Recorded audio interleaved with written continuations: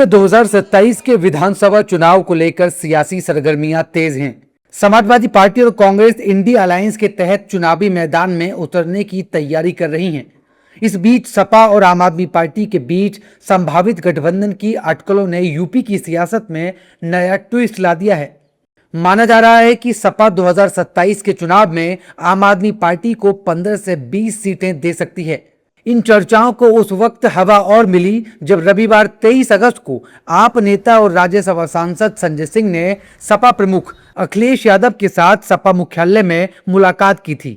हालांकि गठबंधन और सीटों को लेकर अभी दोनों दलों की तरफ से कोई आधिकारिक ऐलान नहीं हुआ है, लेकिन इस मुलाकात को यूपी की चुनावी रणनीति के लिहाज से अहम माना जा रहा है। हालांकि तस्वीर अभी पूरी तरह साफ नहीं है। इस संभावित गठबंधन को लेकर सपा और कांग्रेस क्या कह रही हैं, आइए आपको सुनाते हैं। एक वैचारिक दोस्ती है आम आदमी पार्टी के साथ अखिलेश जी की समाजवादी पार्टी की, और उस दोस्ती के सवाल पे बहुत सारे सवाल पे हम एक जगह पे खड़े हुए हैं। और कल की जो मुलाकात है वो बहुत ही आत्मीय मुलाकात है और दोनों में बहुत ही अंडरस्टैंडिंग है। गठबंधन होगा, कैसे होगा, सीटें होंगी नहीं होंगी, इसका फैसला इंडिया अलायंस में होगा। गैर भाजपाई वोटों के बंटवारे को रोकने के लिए समाजवादी पार्टी अन्य दलों के साथ तालमेल करने का काम कर रही है ताकि गैर भाजपाई वोटों का बंटवारा ना होने पाए। आम आदमी पार्टी से भी वार्ता चल रही है। समाजवादी पार्टी के राष्ट्रीय अध्यक्ष माननीय अखिलेश यादव जी इस संबंध में शीघ्र ही निर्णय करेंगे। ये सब फिजूल की चर्चाएं भारतीय जनता पार्टी के लोग जब कराते हैं तो हंसी आती है।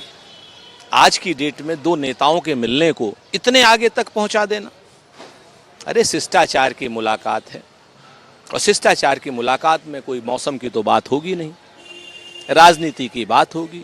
दो नेताओं का आपस में मिलना एक अच्छी बात होती है। अभी तो राहुल गांधी जी और किरण रिजिजू भी मिले थे, तब तो कोई प्रश्न नहीं उठाया।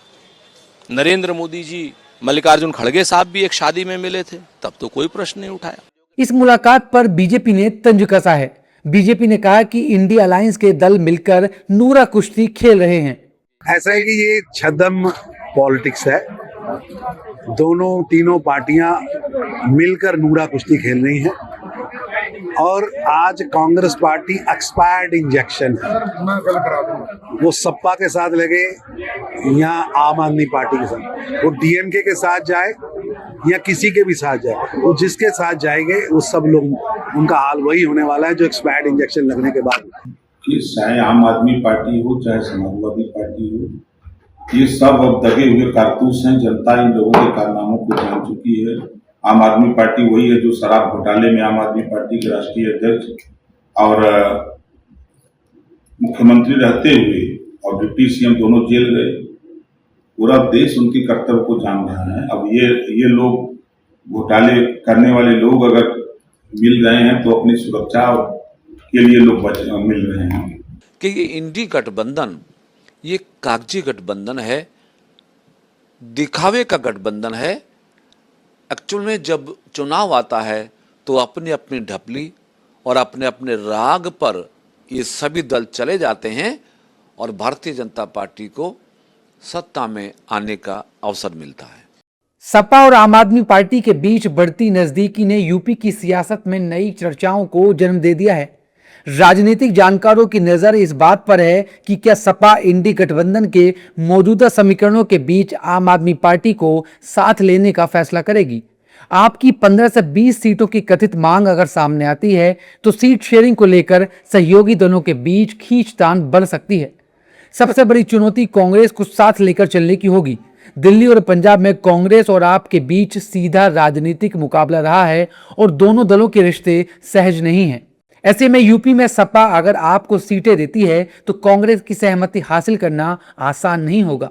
फिलहाल मुलाकातों का दौर जारी है और देखना होगा कि ये सियासी कवायद 2027 में किसी नए गठबंधन की शक्ल लेती है या नहीं। सवाल अब यही है कि अगर सपा और आम आदमी पार्टी का गठबंधन होता है तो बीजेपी या कांग्रेस किसकी टेंशन बढ़ने वाली है।